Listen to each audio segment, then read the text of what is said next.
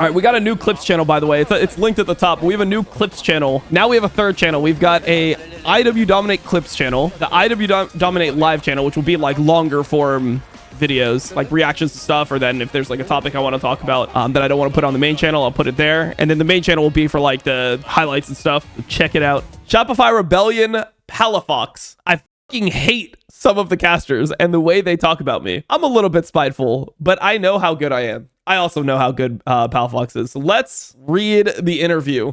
Let's read the interview from Palafox. He fucking hates some of the casters. There's really not that many casters, so I wonder which ones he hates. It's like, this guy probably fucking hates me too, to be honest. This guy used to follow me, and then one day I realized he wasn't following me anymore. So I assume that he doesn't like me either, to be honest. And yeah, I've been pretty critical of Palafox. I mean, my general opinion of Palafox is I think he's like a player that had one pretty good split and the rest of his time has been mediocre in the LCS. So my opinion has always been that he's like he reminds me of like one of those older LCS players, you know, like he's kind of more in like the like Golden Glue, Demonte, Blaze Olive tier. He's closer to that than being like an elite mid laner, in my opinion. I think that the thing is, when you win, people will be like, oh, that's now what's expected of you. But I just have thought for a while that Palafox is okay. He's serviceable. I think on a team like, I don't think it's like he shouldn't be in the league. On a team like Shopify, I think it's fine. But when I watch him play, I feel like he has very defined strengths and very defined weaknesses. And I don't think the weaknesses are worth it for the most part. You know, it's not like when I look at a player like Loki, that Loki is better than Palafox at every aspect of the game. But I think that Loki has so much potential to just be something that Palafox could never be, while also being able to learn the stuff that Palafox does well, where like Palafox is pretty good at finding angles. He's pretty good at finding engages when he knows how the game is going. But Palafox doesn't have a good lane phase. He's not very good in situations like in team fights. I don't think his mechanics are super good. If he doesn't have an angle, if he's not able to like find an angle and flash on somebody, or, you know, have good target selection, if he's not able to do that and he just has to play team fight, I just think he's not as good as the like Koreans that we're seeing in LTA right now. So still in LTA, I would say that with Kana playing worse, I would say he's better than Kana and better than Darkwings, but I don't think he's better than anyone else, to be honest. I mean, maybe he's better than APA with how APA's looked in the last split. It's kind of hard to say. I would still take APA over him, but yeah, Loki, Quad, Saint, Quid, all seem better than Palafox to me. So that's my opinion of him. And yeah, I mean, I definitely think that he has a lot of like disgusting ints, and he ends up, you know, just getting flamed for them. And that's obviously what he's upset at. So he says he fucking hates some of the casters. Because at the end of the day, I practice 5 scrims plus a night block for most of the week. I play fucking well in those. We beat C9 and Fly, and we go back and forth with them. Like, they definitely don't have a winning record against us in scrims. Like, maybe they win games against us. I mean, I think they win games against us, but it's normally like games that we are not playing our like S+ tier stuff. If we're playing game 1 of Fearless against Shopify, and we're locked in, and we just play like, we got stage game tomorrow, and we really are playing what we think is like the best draft, they rarely win those games. What Shopify ends up winning is like a game 4 or game 5 when Blabber wants to play his Zed. When Blabber's like, hey bro, I've been playing some solo queue with Zed, I want to play the Zed. That's the game that Shopify is winning versus us, you know? I would like, when he says this, it's like, I play well in those, we beat C9 and Fly. They don't beat us and FlyQuest, I would assume, in like many scrim blocks where we're later in the week, where we're ready for stage, you know? Maybe if like early in the week we were trying to deal with an OP, because that's something that you want to do throughout the week, you know, like you want to test your theory on a couple of the picks that are considered OP. Is there anything that we can play into Pantheon, right? Is there anything that we can play into Pantheon? Is there anything we can play into Varus? Can we give them Talia without having Azir? These are the things that people try in scrims. You know, you see all these trades right now, right? Can we give Azir and play Ziggs? This is what people are doing in other places. Like, are these viable solutions to draft to give you more options so you could really target what a team is good at? That's how teams scrim, right? Did DSG play well today, or were you guys just bad? I was pretty impressed with them, to be honest. I think they played like garbage. Damn. I think that, I mean, yeah, I thought both these teams played pretty poorly. I mean, that's the reason why 100 Thieves picked them, right? 100 Thieves could have selected Lion or TL or us or FlyQuest or Shopify, and they chose Shopify over all those teams because they think that Shopify is just not good right now. Relative to their level, or in general? Relative to their level, they played well. I just don't think that they're good. Yeah, I don't think so either. I mean, when somebody says that DSG played well today, I think they are talking about relative to their level. I don't think they're talking about in general, are they good? I think that if you go back into the game, we were choosing some pretty poor fights and just getting randomly caught out, really. I just don't think they're very good because even though they had a pretty big lead, they had members overextending. They made the game very winnable for us. Of course, bro. DSG, they don't win any fucking games, like, ever. You're one of the only teams that they've actually won a game against this entire year. So in these situations, they don't know how to play from a fucking winning position because they're never fucking winning. The problems that they're trying to deal with are like, how do we make the game playable? They're not sitting in their scrims. DSG is not sitting in their scrims. You know, like, we've had to play them a couple times this play because there's nobody else. They're not sitting in these games with like winning positions. Like, how do we close out optimally from a winning position and make sure that, like, you know, we really can impress our gold lead upon the opponent? That's not the problems that DSG is facing in scrims. And that's not what they're facing on stage either. So yeah, I mean, when you don't win, you don't know how to win. So I really think if you get a lead with their team comp, you should really look to push the advantage. But they really just did nothing for 20 minutes straight in the Yunara game. Yeah, in the Yunara game. Oh, wait. Was the second game Yunara? Game 1 was more like we closed it on ourselves already. Do you see what happened mid lane? Again, we just killed ourselves. Yep. In the draft, look hard in that game for you guys. Yunara with Peel into several low range champions. This is just some information on Talia first pick. The champion can cut people off and make it so the enemy team can't hit you. So one person is guaranteed dead. Skarner, Cassante will die. They're not like true frontliners, like how the game used to be played. If that's the case, we can kill their frontline liner with just Kai'Sa, Xin Zhao, and our support. That means that on the engage, it'll be 4v5. It's really not so simple for them to play if we just get the team fights. There was literally one fight where it was playable for them, and it was because me and Kai'Sa were split off, and Kai'Sa needed to be in the group. In that fight, Kai'Sa was on mid-turret hitting, and I was looking for a wall angle. My angle ended up being kind of ass because Kai'Sa can't DPS when they're split. If we just play front to back, they just can't win, really. I don't even remember the game that much, to be honest. I'm not gonna even comment on this. What was that game? I just remember the series was like pretty low. I didn't put it in my document or anything. Like, it just, I didn't take away much from this series, so whatever. The team fight still looked close throughout, though, and Tomo said that DSG got a lot better. They have. Okay. Yeah, I think Palafox was just like in a bad mood in this interview, to be honest. Like, I think he just didn't. This was probably right after they played DSG. I mean, they're talking about today, right? Palafox is just pissed off because they played against DSG and he like thought it was an embarrassing performance, and he's just giving like kind of like these types of answers. He's like flaming the casters. He's like being like kind of just being like a little bit upset. That's just how it feels to me, which is completely fine. I mean, it's upsetting to when you're trying to be a top team and you're having disgusting games versus DSG. It is kind of like cringe and upsetting. Where do you rank the bottom teams? I think that right now Darkwings is a bit of a rookie. He doesn't have a big champion pool, so he's a bit abusable there. Yeah, it makes it even harder in BO5s. Even in this best of 3, they trolled their draft in game 3 just straight up. I thought Darkwings could drop and just play Hui into Ori, and the matchup is not easy, you know? It's not solo queue. I'm not going to be some dumbass who lets you play for free. So I think there's some misconceptions, I guess, on their end there. Yeah, I mean, I don't think Hui is good into Orianna. I mean, most people considered Orianna winning lane. I said that Orianna was going to win this lane. The thing is that Orianna, Hui's cooldowns in lane are too long for her to actually contend with an Orianna that is just like in your face. And if the Orianna wants to push the lane, then you are forced to use your spells on the wave to CS, to even keep the wave off your turret. And if you do that, then you're open to being harassed. So I think it's just an Orianna winning lane.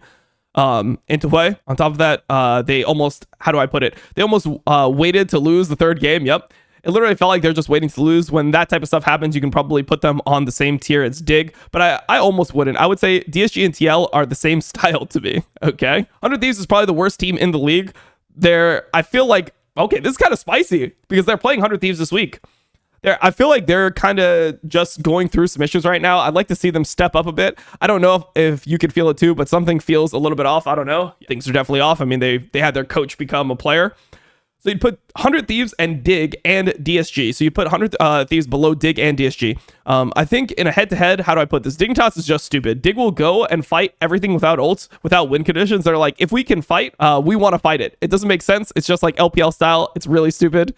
Okay, interesting way to put it. Honestly, I don't know what's going on with our coaching staff over there, but it happens. Or maybe it's like the players, but it's something a bit weird. I think DSG is more like, you know, how TL used to play where they're AFK, but they're slowly trying to win, get lane leads, etc. I think DSG can kind of remind me of TL in a way. In order, I would say 100 Thieves last, DSG and Dig can probably beat each other. So he thinks the worst teams in the league are 100 Thieves. I think 100 Thieves is better than DSG and Dig. I actually think that I would put DSG at the bottom and then 100 Thieves and Dig above them. That's what I would put. I just think DSG is pretty fucking bad. Reducing that to LPL style is just not understanding LPL. Yeah, I mean, that's just not what happens with like good LPL teams. You know, like a lot of times, like if you look at how AL's throwing, it's not that they're just fighting fucking Otacon without conditions. They're just taking fights with conditions where they think they're so ahead where they can compromise positioning in order to get a fight because they think the fight's still winning anyway, which is honestly kind of more like C9 style than Dignitas style, I would say. Honestly, that's probably going to be a banger, you know, Dig and DSG are playing last week. A banger in a fun way.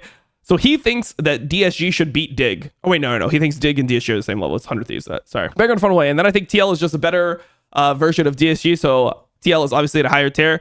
And I think we're better than TL. That's not a question for me, you know. I just think we're better. And I think Fly and C9 are still top 2. And we're trying to break it to that tier. 100 Thieves just picked you. Fucking poggers. All right. Thoughts? I hope, honestly, I kind of want them to do well. I like a lot of the players on that team, you know, River, Quid, FBI, and Sniper. I really want them to do well. Hopefully they step it up and we can have some good matches. Come on, bro. You just said that they were the worst team in the league, so you're going to shit on them. So for your match next week, there's some Sniper news. Oh, you already know? We scrimmed 100 Thieves.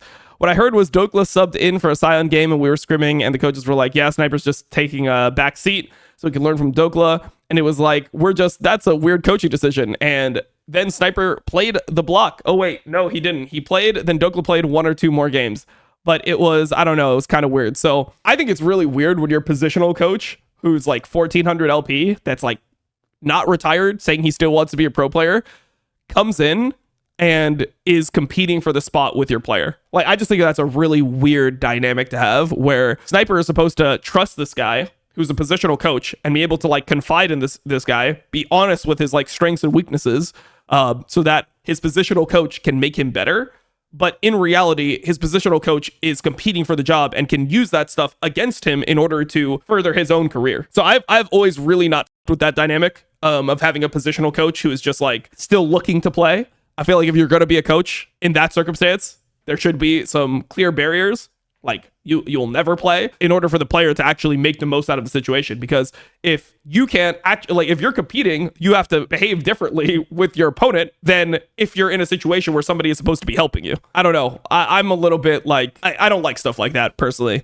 And you could say that, oh, well, players can have the mentality, well, you know, if you're not good enough, the best player will play. I mean, at the end of the day, it's a fucking job and it's a competition. So it's nice to say that on paper that like everyone should just be fine with the best player playing at all times. But being in a situation where you have to be afraid for your job, but then also be taking advice from somebody where that person is in a position of authority over you, I think that's a weird dynamic. That's what I told Blabber. I've been trying to tell him, I'm like, bro, I'm coming for you. You see what happened with Dokla? And then he just told me that I'm like too old. He just says, you're just way too old, Dom. Like, come on. He just tells me that it's time to have kids. He's like, Dom, it's really just time to have kids. Like, if you consistently outperformed expectations for a while now, is that just because your team's doing better? Is there something else there? I mean, I think that matters a lot. Team is working, so I look better is important. But there was something that happened in the C9 series. I was playing Orianna versus Talia, and I was 2 levels up and 1k gold up, and I was shitting on Loki, and we took really bad fights in bot side, then Loki could play the game. I mean, my prep for them showed that he does this all the time. It's super early, level 10 to level 12. Our conclusion was that I should look to connect myself, but I feel so strongly that when I'm in carry positions, I need to be able to tell the team exactly what I want to do. So in that case, I'll just tell them, don't fight. I'm going to tower dive Talia. It's not possible for this guy to play. I'll say that in game and just give them confidence to not make bad decisions, right? I don't even think the fight was necessarily bad that we called. It just wasn't the best thing we could do in the game, and it made it so the enemy team could play. Shopify has always been like this. If you go and you watch their team, their games versus DSG, look at the game 3. Look at how long it takes them to close the game 3 when they have wins everywhere. Like, if you're not fighting against Shopify, they don't really know how to progress the game and how to win the game. Let's look at it. It's DSG versus SR game 3. Like, this game, look at what their lead is coming out of lane phase. Like, they have Drake, Grubs, they're up 2k gold. And normally, if you watch the good teams in the league, right? C9 and Fly, if we have a lead on any other team, including each other, like, it's just easy to win the game from this point because you have the ability to push side on every turn, and then because you can push side deep, you'll just have bigger timers to make things happen in the game. And no team in NA is very good at like playing from behind and sacking waves to set up traps and stuff like this. But if you just watch how Shopify play, like if you see this game in a different league, you'd be like, okay, 3k gold lead, 17 minutes, the game's going to be closed out quickly. Look at how long it takes them to close this. Versus what, in my opinion, the worst team in the league, it becomes a 40-minute banger. It becomes a 40-minute 13-kill game when you have this much of a lead. How? You know, you lost Otacon in this game, presumably. I don't remember exactly what happened, but based on the flower count, they must have lost Otacon. I mean, they win by fighting you. And if they don't have angles to fight you, they will just lose because they don't play side lane well. I don't even think the fight was necessarily bad that we called, but it wasn't the best thing we could do in the game. Okay, we read this. Also, to be completely honest, I hate some of the casters and the way they talk about me. Let me put it this way. They talk about Annie's stat against Quid, where I was down 140 CS and I won on Annie. Dude, I played that game well, and I'm only down so much CS because we overrode my call for someone to go top and not give him 2 towers. And in the moment, I was like, okay, but obviously I look bad in that because now Azir gets 1,000 extra gold and 2 extra waves. I mean, the thing that looks bad to me when I watch that is that in that game, he opted into playing Annie versus Azir. It makes it feel like his team doesn't trust him on other picks, you know? That's how it feels to me. That he just is the Annie guy because that's an easy champion to play, and it maximizes his strengths where he doesn't actually need to play side lane. And this also goes hand in hand with me calling stronger even when I'm on utility champions. Like, no, we're doing this. I'm not allowing this champion to get more accelerated. Honestly, I think it's good because there's only one player in the league that can make turbo decisions that are always right, and I think it's Inspired. I mean, he doesn't make, it's obviously hyperbole, he doesn't make decisions that are always right, or he wouldn't ever have bad games. He would never be behind. Otherwise, teams really need to work together to make the best decisions. Inspired is just an exception. He can call anything and he's always right. Yeah, I mean, you saw, it's not even that he's right. Well, a lot of the time he's pretty smart, but even if he's not right or it's not optimal, okay, so he's walking it back here. Still, they still play the conditions and everyone plays for it. And that's what makes the call good. So in the Annie game, even though I went down a bunch of CS, it doesn't really matter. I played for the condition and we still won. It doesn't matter, but we could have optimized for sure. There was also a stat where I missed a bunch of RA charms. Half the charms that they posted got flashed. I'm missing them, but they're getting flashed. Like, what? I really hate caster criticism like that. Yeah, that's cringe. Like, it's just so obvious that you don't watch or enjoy League anymore. All you want to do is shit on people. So I don't know. If you do care, you shouldn't try to bandwagon and be negative. You should try to be positive about good plays. No, completely disagree with that. If you do care about League, then you should be a League purist, hold people to a realistic standard of what plays are acceptable, and then fit the information that you're getting through that lens and try to give the most accurate information possible while being entertaining. That's what I think you should do. And that's what I try to do, right? So I really dislike the, like, if you do really like League still, then you should try to be positive about good plays, and then what about bad plays? And then in my mind, you should try to be positive about good plays, you should be neutral on neutral plays, and you should be negative about bad plays. And that's like what somebody should be expected to do. That's what I think. So I completely disagree with like this framing. I think this is like really disingenuous framing. I think what it is like, yeah, players don't like being criticized by casters because a lot of players don't respect casters as like people that are knowledgeable about the game. That's what it is. It's like when I was a player, I felt the same way. Like I didn't think that some of the things that they'll criticize you for are because they don't understand the game on a high enough level. And I do think that casters in general should try to be always elevating their knowledge of the game. I think a lot of times casters will get to a certain point of knowledge and they'll be complacent. And the casters that break through are normally the ones that are people that are always looking for more information. Like the casters that are talking to players and trying to understand things they don't know and being like hungry for that knowledge. I think that definitely matters when it comes to casting games. But I mean, I understand the frustration, but I don't think that people only want to shit on people and that's why they're casters. And I also don't think that you should be only blindly positive about good plays and be ignoring bad plays or whatever he wants to say. Like, I don't think you should be trying to be positive or negative. You should just be honest. Like, that's what I think. I think, honestly, my stats and the absolute 1v1, I'm winning lane against most of the mid laners in mid initially, or I'm getting the short end of the stick and it's and I'm first picking getting counterpicked and I'm going down CS and that's fine. That's just the way my team functions. And even if I go even, then it is what it is. I mean, I think that in a lot of the matchups that I perceive to be like relatively even matchups, it does seem like he just loses to the Koreans of the league. That's just what I think. That's why I've been negative about Palafox. I think that if you give him like an Azir Talia like matchup against any of the top 4, I think in most games he is not going to be doing as well as he should be in lane based off what's happening in the game. That's what I think. Because at the end of the day, I practice 5+ games of scrims plus a night block. And I play well in those with C9 and Fly. We kind of go back and forth with them. And in those scrims, honestly, sometimes I'm getting shit on. Sometimes I'm shitting on them. Like, that's just the way the league is. It is what it is. Okay.